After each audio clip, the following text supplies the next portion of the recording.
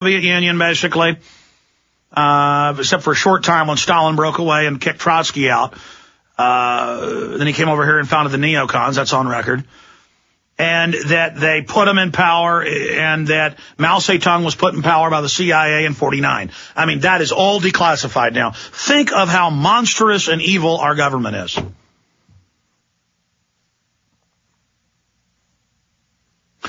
Mao, you got too many Chinese. You'll never be stable. If you kill tens of millions of them, and if you set up a one-child policy, the money's going to flow. This is in 49. And that's why the CFR says the Chinese century and how America's done.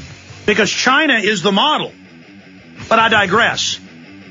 Look, I don't care if Chris Matthews demonizes me. I don't care if Chris Matthews is trying to set me up for a fall. I don't care if Chris Matthews is framing me.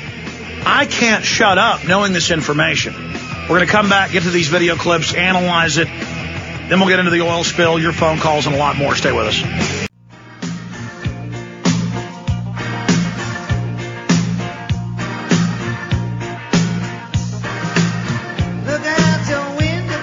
What I was trying to say in so many words last segment is I am humbled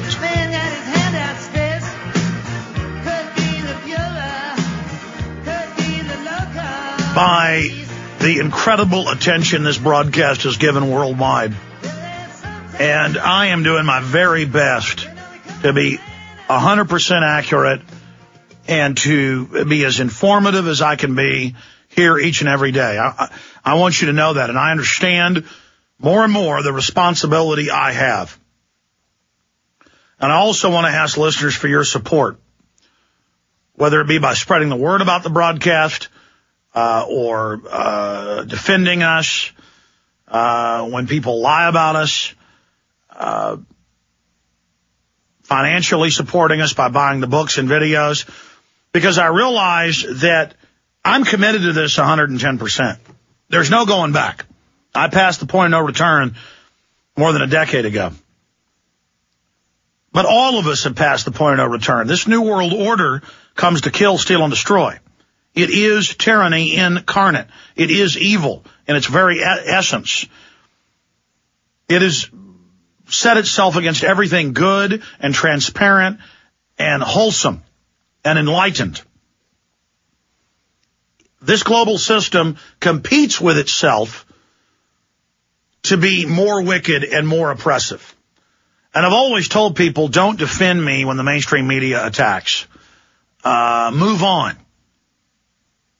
Stay on target. Stay on issues like the North American Union, globalization, inflation tax, illegal wars, torture, federalization of police, stage terror, genetically engineered food, population reduction, the danger of vaccines.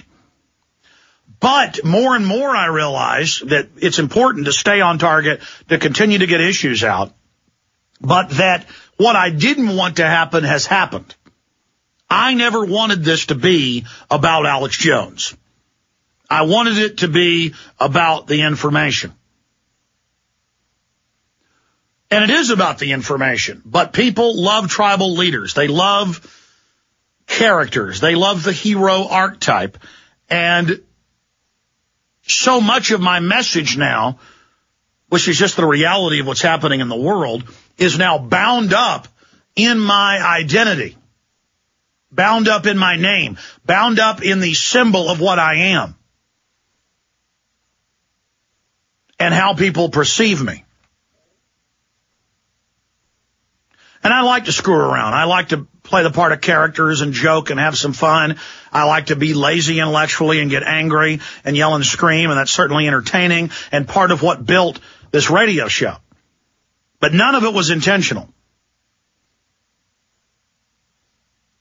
And now I'm just trying to gauge the true success we've had in affecting the way that hundreds of millions of people see the world, unlocking their minds, taking the blinders off their eyes.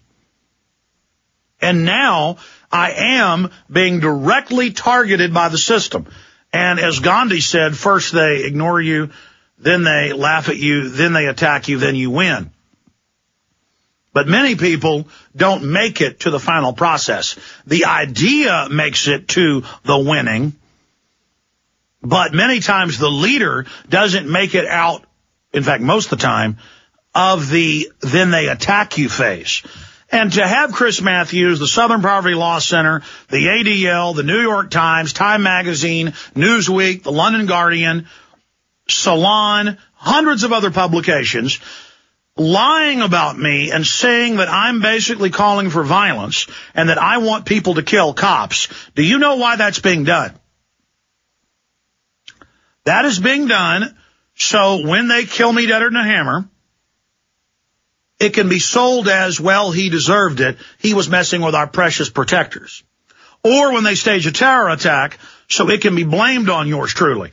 I've now entered that zone of intensifying danger. And the funny thing is, I'm not concerned about that in the least. In fact, it's invigorating. And not at an emotional level, not at an adrenaline level, but at a spiritual level. It is extremely purifying, satisfying, deep down, to know that I set out to fight corruption. I set out to fight the scientific dictatorship.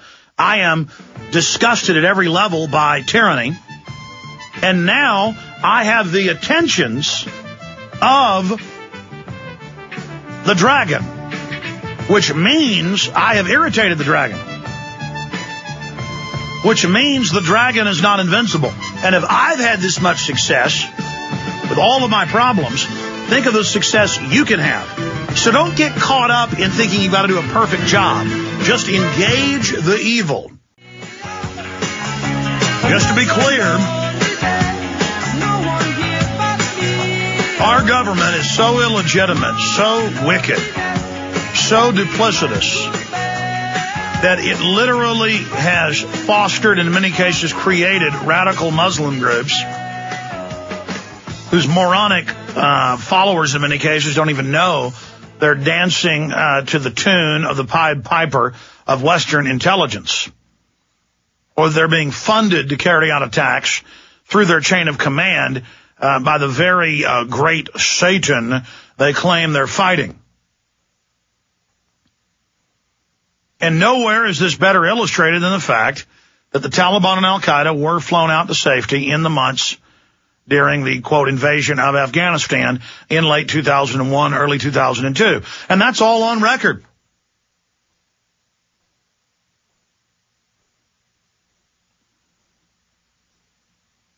And it's also on record that in the months before 9/11, the BBC and other British news organizations reported